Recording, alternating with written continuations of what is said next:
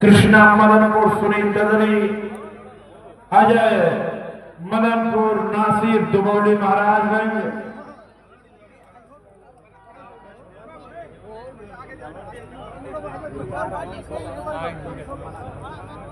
बाबू थोड़ा सा बैठ जाइए।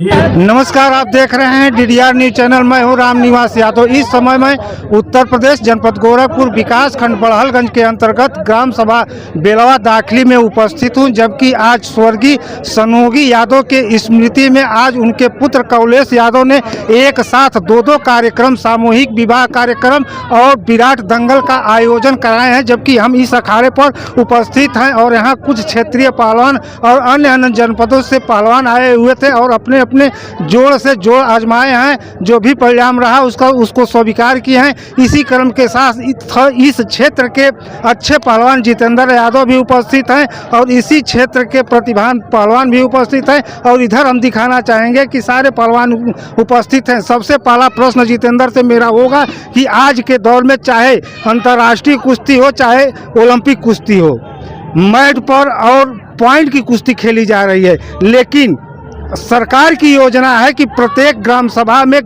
खास करके प्रधानों को मैं कहना चाहता हूं, आपके खाते में पैसा आता है गांव के विकास के लिए, उसमें खेल भी संबंधित है। आप जहां चाहे, जो प्रधान चाहे मुझसे वार्तालाप करके पूछ सकता है। मैं यह रिकॉर्ड ब्लॉक से लेकर जिले तक और प्रदेश तक दिखाने का प्रयास कर दूंगा। लेकिन यह कचरांचल गोरखपुर का दक्षिणांचल क्षेत्र इतना पिछड़ा हुआ है कि आज भी लोग कुश्तियाँ खेल इस मिट्टी में कर रहे हैं। इसका परिणाम क्या होगा कि यही जितेंद्र यादव या इनके साथी अगर अंतर्राष्ट्रीय या ओलंपिक में खेलने का प्रयास करेंगे तो इस मिट्टी का प्रभाव पड़ेगा और यह पिछड़ जाएंगे, यह देश का और जिला का नाम रोशन नहीं कर पाएंगे। सही है कि नहीं सही है? सबसे पहले डीडीआर न्यूज चैनल में आपका स्वागत है। स्वागत है आपको। इस खेल संबंधित जो आप लोगों को मैट नहीं मिल पा रहा है, गद्दे की कुश्ती होनी चाहिए, आप लोग नहीं खेल पा रहे हैं, खास करके क्या कहना है? इसमें क्षेत्र के लड़के जब मैट पर नहीं प्रैक्टिस होते आगे चल के जितनी तेज लड़ते हैं उतना तेज बोलिए। आगे चल के लड़के जब जाते हैं जिले पर लड़ने के लिए तो उसमें कुछ अंकों का आधार से नहीं, इस पर मट्टी पर मान चितपट होता है और मैट पर अंकों का आधार से लड़ा जाता है। वही चीज मैं पूछना चाहता हूँ कि किस प्रकार का आप लोग संघर्ष कर रहे हैं? संघर्ष तो हो रहा है कि हम लोग सोचे देहात में भी मैट लगे, क्या आ रहे हैं? मान लीजिए देहात में कोच नहीं मिलते हैं, मान लीजिए मैट पर सब अगर लग जाएगा तो एक सरकारी कोच हो जाएंगे।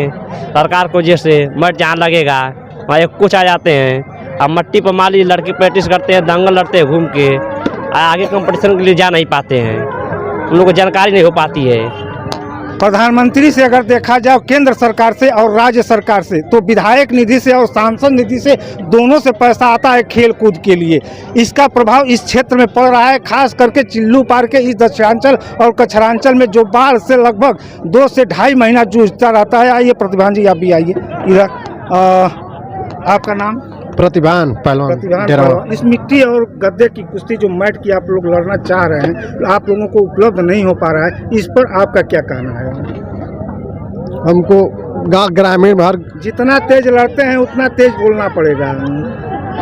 हर ग्राम सभा में हम लोग का मैट और खेल का मैदान चाहिए, वो व्यवस्था मिलता नहीं, इसीलिए गांव का देहात का बच्चे सब पिछड़ जाते हैं। पूरे ब्लॉक में अगर देखा जाए तो लगभग 59 ग्राम सभाएं हैं बड़हलगंज में, लगभग 59 ग्राम सभाएं हैं, जबकि 50, मैं दावे के साथ कह सकता हूं कि 50 ग्राम सभाएं यहाँ ऐसी हैं कि जिसमें ग्राम सभा में सरकारी जमीन खेल की मैदान सरकार द्वारा पहले ही नियुक्त करके चकबंदी में काट कर रखा गया है, लेकिन कहीं न कहीं अतिक्रमणियों द्वारा उस पर अवैध कब्जा कर लिया गया है। सही है कि गलत है? सही है। सही है, सही है। तो उसको कौन मुक्त कराएगा? ग्राम का प्रधान। ग्राम का प्रधान जो होता है उसका इतना पावर होता है जितना योगी आदित्यनाथ मुख्यमंत्री हैं उनका पावर होता है। अगर वह चाहे तो 24 घंटा के अंदर अपने गांव का खेल मैदान को साफ कराकर अपने बच्चों को सौंप देगा कि जाइए बच्चों तुम खेलो, चाहे कबड्डी खेलो, चाहे कुश्ती लड़ो, चाहे क्रिकेट खेलो, चाहे फुटबॉल खेलो, चाहे बैडमिंटन खेलो। इसी क्रम के साथ डीडीआर न्यूज चैनल से मैं रामनिवास यादव।